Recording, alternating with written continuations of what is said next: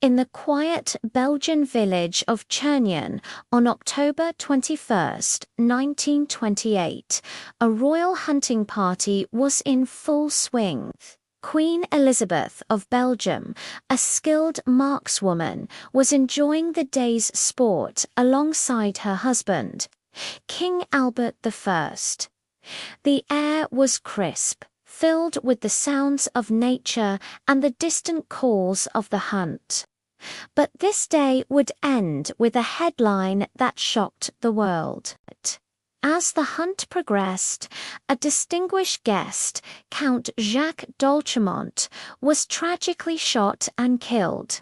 The official story, quickly circulated, was that the Count had stumbled and accidentally shot himself with his own rifle. A terrible, unfortunate accident. The royal family mourned, the nation was saddened, and for a while, that was that. The matter was closed. But behind the gilded doors of the palace, whispers began to circulate, rumors that refused to die down. The official account just didn't quite add up to those who knew the people involved. The angle of the wound, the circumstances of the fall, it all felt a little too neat, a little too convenient. For years, the story of the Count's accidental death remained the official truth, but the nagging questions persisted in the shadows. It wasn't until decades later, in the 1960s, that a former minister and close confidant of the royal family, Count Louis de Lichtervelde, finally revealed the truth in his memoirs. He had been there that day. He knew what really happened. It wasn't an accident. And the person who fired the fatal shot was none other than Queen Elizabeth herself. So what really transpired in the woods of Chernion?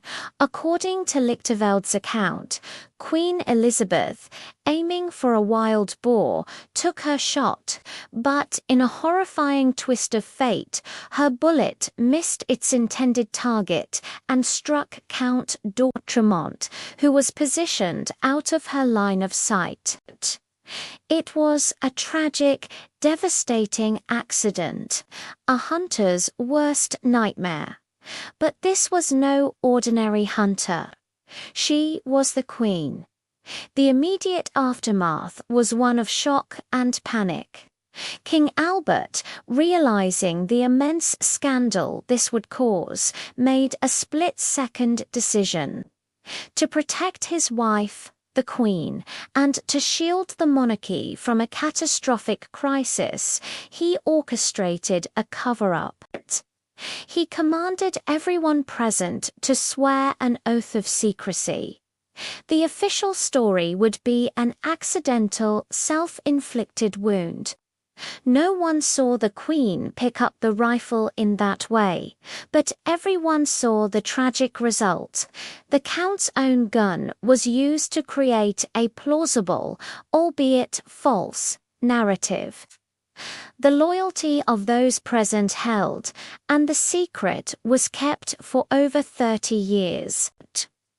The revelation from Lichtervelde's memoirs finally set the historical record straight. It transformed a simple, tragic accident into a complex story of love, loyalty, and the extreme measures taken to protect a crown. Queen Elizabeth was not a murderer. She was a woman caught in a terrible moment, and her husband, the king, made a difficult choice to protect her and the stability of their nation. It's a powerful reminder that sometimes the official story is only a fraction of the truth. What we think we know about history can be overturned in an instant by a single, courageous voice from the past. Thanks for watching. If you found this story as fascinating as I did, make sure to like this video and subscribe for more hidden histories. See you next time.